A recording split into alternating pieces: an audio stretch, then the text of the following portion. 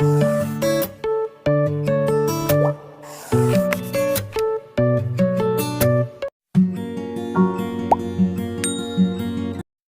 Everyone, అందరూ ఎలా ఉన్నారు? బాగున్నారు? ఈరోజు ఈ వీడియోలో మే అండ్ మైట్ని ఏ సందర్భంలో ఉపయోగిస్తారు అనేది తెలుసుకుందాము. మే అనేది ఎక్కువగా పాసిబిలిటీని చూపించడానికి మనం ఉపయోగిస్తాము. అంటే ఏదైనా జరగవచ్చు, లేదంటే జరిగే అవకాశం ఉంది అనే సందర్భంలో మనం మేని ఉపయోగిస్తాము. ఇది ప్రజెంట్ అండ్ ఫ్యూచర్లో జరిగే సందర్భాల్లో కూడా మనం వాడతాము. సో మే ఏంటంటే ఇట్స్ మోడల్ హెల్పింగ్ వర్బ్ అనమాట. అంటే పాసిబిలిటీ చూపించే సమయంలో కూడా మే యూస్ చేస్తాము. విషెస్ ఆర్ బ్లెస్సింగ్స్ చేసేటప్పుడు కూడా మనం మేని ఉపయోగించి సెంటెన్సెస్ చెప్తాము. అలాగే పర్మిషన్ అడిగేటప్పుడు కూడా మనం మేని ఉపయోగిస్తాము. చూడండి, ఏ కాడికి మనం ఎగ్జాంపుల్స్ చెప్పుకుంటూ వెళ్ళిపోతే ఈ ఎగ్జాంపుల్ వరకు, అంటే ఈ సందర్భం వచ్చినప్పుడు ఇది చెప్పాలి అన్నది మాత్రమే గుర్తుంటుంది.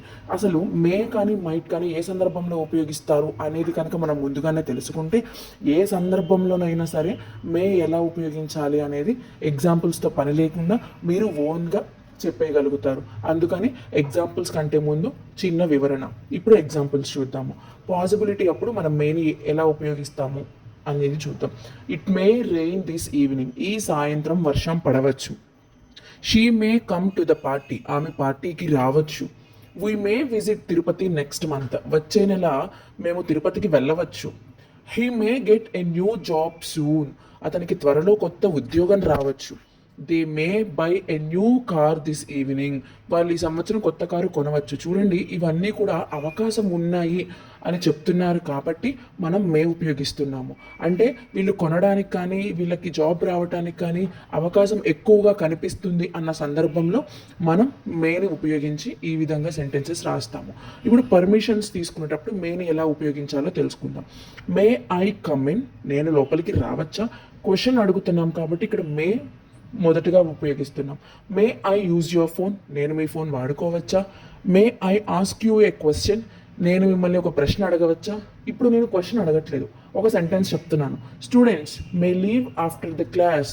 స్టూడెంట్స్ అందరూ కూడా క్లాస్ తర్వాత వెళ్ళవచ్చు. ఇది క్వశ్చన్ కాదు, నేను ఒక సెంటెన్స్ చెప్తున్నాను. Students may leave after the class. అలాగే యూ మే స్టార్ట్ నౌ. మీరు ఇప్పుడు మొదలు పెట్టవచ్చు, ఇప్పుడు మీరు స్టార్ట్ చేయవచ్చు. ఇక్కడ ఏం అడుగుతున్నాము? పర్మిషన్ అడుగుతున్నాము అన్నప్పుడు మే ఫస్ట్ రావాలి. మీరు కాన్ఫిడెంట్గా చెప్తున్నాము అన్నప్పుడు మే సబ్జెక్ట్ తర్వాత రావాలి. ఇప్పుడు బ్లెస్సింగ్స్ చూద్దాం. ఇవన్నీ కూడా మోస్ట్లీ బర్త్డేస్ అండ్ యానివర్సరీస్లో మనం ఎక్కువగా ఉపయోగిస్తూ ఉంటాము. May God bless you. దేవుడు మిమ్మల్ని ఆశీర్వదించాలి. May you be happy forever. మీరు ఎప్పటికీ ఆనందంగా ఉండాలి. May peace be with you. మీరు ఎప్పుడూ కూడా శాంతితో ఉండాలి.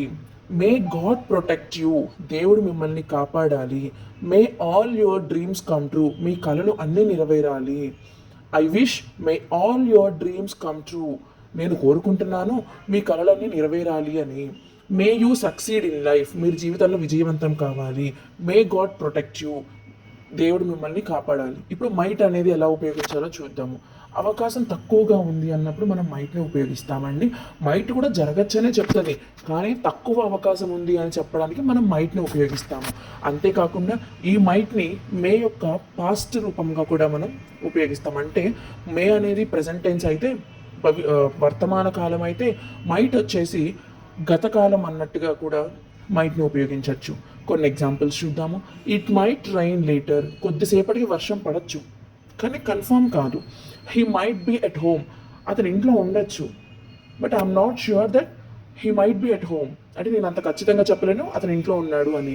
She might not come today. ఆమె ఇవాళ రాకపోవచ్చు. I might go to Hyderabad next week. వచ్చే వారం నేను హైదరాబాద్ వెళ్ళొచ్చు. They might cancel the trip. వాళ్ళు క్యాన్సిల్ చేయొచ్చు ట్రిప్ని. ఇవన్నీ కూడా అవకాశం ఉన్నాయి కానీ ఖచ్చితంగా అవుతాయి అని చెప్పే సందర్భంలో వాడట్లేదు. ఇక్కడ ఏంటి, అవకాశం ఉంది కానీ ఖచ్చితంగా అవుతాయి నాకు కూడా తెలియదు. ఇప్పుడు for example, he might be at home. అతను ఇంట్లో ఉండొచ్చు. I don't know he might be at home. నాకు తెలీదు, బట్ అతను ఇంట్లో ఉండొచ్చు. ఇలాగనమాట. ఇప్పుడు పాస్ట్ గతకాలంలో ఎలా ఉపయోగించాలి అనేది తెలుసుకుందాం. అతను రేపు వస్తానన్నతో చెప్పాడు. He said he might come tomorrow. ఇప్పుడు అతను నాకు కాల్ చేస్తానని చెప్పాడు. He told me he might call later. I thought it might rain yesterday. నిన్న వర్షం పడొచ్చని అనుకున్నాను నేను. She told me she might call later. ఆమె తర్వాత కాల్ చేస్తానని చెప్పింది. జనరల్గా మనం కాల్ మాట్లాడేసిన తర్వాత వేరే వాళ్ళకి చెప్తుంటాను, తర్వాత కాల్ చేసి చెప్తాను అని చెప్పింది అని. ఆ సందర్భంలో she told me she might call later. She told me that she might call later. So ఇలాంటి మరిన్ని వీడియోస్ కోసం నా ఛానల్ని ఫాలో చేయండి. మీ ఫ్రెండ్స్ అండ్ ఫ్యామిలీ మెంబర్స్కి వీడియో షేర్ చేయండి. Please subscribe to my channel and thank you so much for watching this video.